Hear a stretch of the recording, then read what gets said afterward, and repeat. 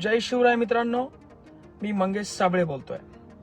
मित्र हो, 2 दिवसापासून काही मराठा समाजातीलच पक्षाच्या चाटुकर्त्यांचा फोन येतोय आणि मराठा समाजामध्ये तेढ निर्माण करण्याचं, मराठा समाजात फुटी निर्माण करण्याचा ते प्रयत्न करतायत.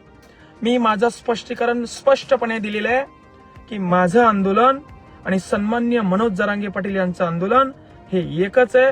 कुंभी म्हणून प्रमाणपत्र, सरसकट प्रमाणपत्र देण्यात यावं, त्यासाठीच आम्ही लढतोय. पण या ठिकाणी मला तुम्हाला या ठिकाणी स्पष्ट करायचंय, जे की मी करू इच्छित नव्हतो ते मला आता नाविलाजाने करावं लागतंय. कारण काही कंटक समाजामध्ये भेदभाव व समाजामध्ये फुटी पाडण्याचं काम या ठिकाणी काम करायला लागलेले आहेत. मित्र हो, एखादा मावळा जेव्हा लढाईवर जातो आणि तो पकडला जातो तर तो त्याच्या राजाचं नाव सांगत नाही. एखादा सैनिक जेव्हा लढाईला जातो तेव्हा तो पकडला जातो, तो देशाचं नाव सांगत नाही. त्याचप्रमाणे आमची गत झाली. आम्ही काचा फोडल्या, पकडल्या गेलो, म्हणून सन्माननीय जरांगे पाटील यांच्या आंदोलनाला, शांततेच्या उपोषणाला कुठलंही गालबोट लागू नये म्हणून आम्ही त्यांचं नाव घेणं टाळलं. एवढंच नाही तर मराठ्यांच्या देवाच्या विरोधात आम्हाला त्या 2 दिवसापुरतं बोलावं लागलं. हा एक गनिमी कावा होता आणि हे आज मला स्पष्ट करावं लागतंय नाविलाजानं. आणि म्हणून सन्माननीय मनोज जरांगे पाटील यांची मागणी आणि आपली मागणी एकच आहे. पहिली गोष्ट. दुसरी गोष्ट, शांततेच्या मार्गाने आंदोलन सुरू आहे, त्याला गालबोट लागता कामा नये. हे 100% खरं आहे तुमचं. पण मित्र हो, सन्माननीय मनोज जरांगे पाटील उपोषणाला बसलेत. आज त्यांना 5 दिवस होत आहेत. त्यांच्या नरड्यामध्ये पाण्याचा घोट नाही. ते माणूस जिद्दी आहे, माघार घेणार नाही, तरुणांना आत्महत्या करू नये म्हणून ते सांगत आहे. पण समाजासाठी बलिदान द्यायला सुद्धा तो माणूस तयार आहे. शेकडो वर्षानंतर तयार झालेले तर नेतृत्व आहे. पुन्हा असं नेतृत्व आपल्याला भेटणार नाही. म्हणून त्यांच्या जीवाचं काही बरं वाईट होऊ नये म्हणून शासनाला अशा पद्धतीनं धडा शिकवणं सुद्धा गरजेचं आहे. आणि काय साध्य झालं अशा पद्धतीचा धडा शिकवून? तुम्हाला सांगतो, सन्माननीय मुख्यमंत्री देवेंद्र फडणवीस यांनी झिटकारून लावलंय त्या सदावर्तेला. माझा आणि त्याचा काही संबंध नाही. 2च दिवसाचं आमची भेट झाली आहे हे ते आता सांगायला लागलेत. 6 महिन्यापूर्वी, वर्षापूर्वी त्यांनी सांगायला पाहिजे होतं, पण कालच्या या प्रकरणामुळे ते सांगायला लागलेत. सदावर्तेचा आणि माझा काही संबंध नाही. काय फरक झालाय त्या गाड्या फोडल्यामुळं?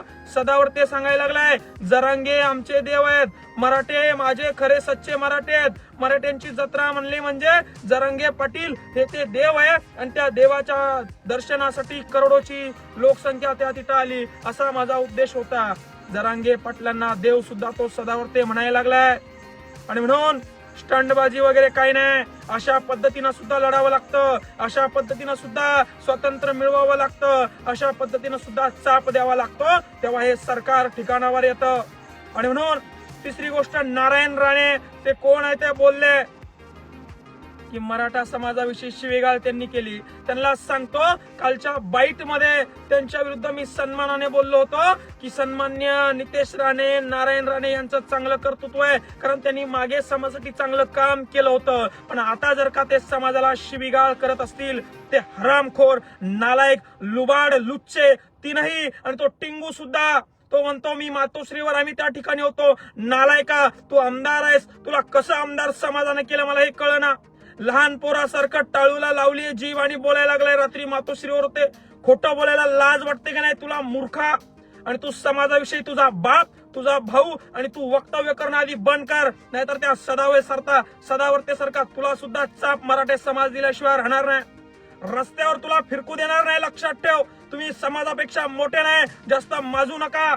1,07 कोटीचा समाज आहे. 1 कोटी समाज रस्त्यावर त्या ठिकाणी आला होता. त्यांची अवहेलना करायची हिंमत तुमची कशी होते? तुमच्याकडनं काम होऊ शकणार नसाल, तुम्ही देऊ शकणार नसाल तर थोबाड तुमचं बंद ठेवा. तुम्हाला कोणी विचारायला आलेलं नाही. आणि हो, तिसरी गोष्ट, सन्माननीय मनोज जरांगे पाटील यांच्या आंदोलनाला आमचा पूर्णपणे पाठिंबा आहे. मराठ्यांना कुंभी सर्टिफिकेट मिळावं ही आमची मागणी आहे. आणि सरकारला चेतावणी या मंगेश साबळेची आहे, जर का मनोज जरांगे पाटील यांच्या जीवाचं काही बरं वाईट झालं तर याद राखा, तुम्ही 30 दिवसाचा वेळ मागवला होता, तुम्हाला 40 दिवस वेळ दिलाय. आणि सकाळी लाईव्ह येऊन पत्रकार परिषद तुम्ही सांगता अजून वेळ लागतो. झोपा काढत होते का तुम्ही? तुम्हाला किती वेळ पाहिजे? तुम्ही 24 तारीख त्या कमिटीला, शिंदे कमिटीला दिली आहे, म्हणजे 24 डिसेंबर पर्यंत वाट बघायचं. पुन्हा अजून महिनाभर मराठ्यांना झुलवत ठेवायचं. मग लोकसभेची आचारसंहिता लागणार, लोकसभेची निवडणुका लागणार, लोकसभा होऊन जाणार. या झोप्या भोळ्या असेच तुम्ही राहू नका. कुठली निवडणूक होणार नाही जोपर्यंत मराठ्यांना टिकणार कुंभी सर्टिफिकेट मिळत नाही. टिकणार म्हणजेच मी काय वाईट बोललो? कोणतं आरक्षण टिकू शकतं तुम्हाला माहितीये का?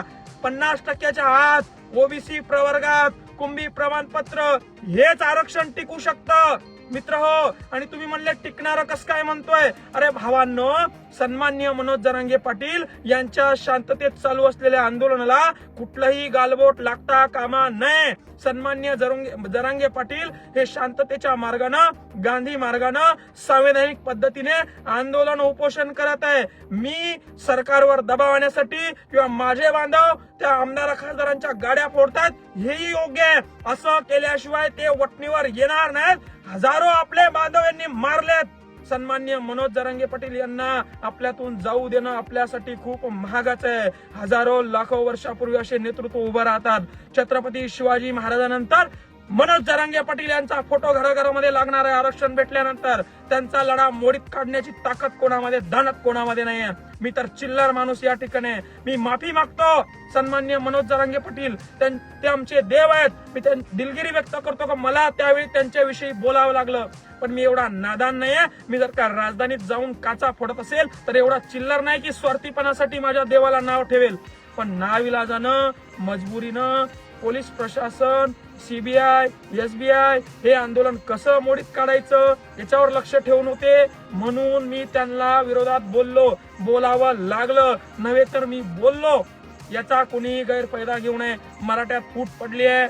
मराठे 2 ठिकाणी झाले, जव्हाळगट, मवाळगट. असं काही होणार नाही. सन्माननीय मनोज जरांगे पाटील यांच्या मार्गदर्शनाखाली आंदोलन सुरू आहे.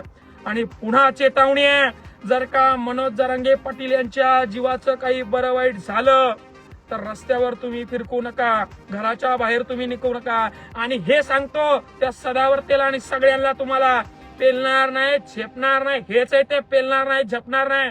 बोलू नका समाजाच्या विरोधात. समाजाच्या भावना दुखावल्या. 4 आत्महत्या रोज करतायत समाजाचे तरुण.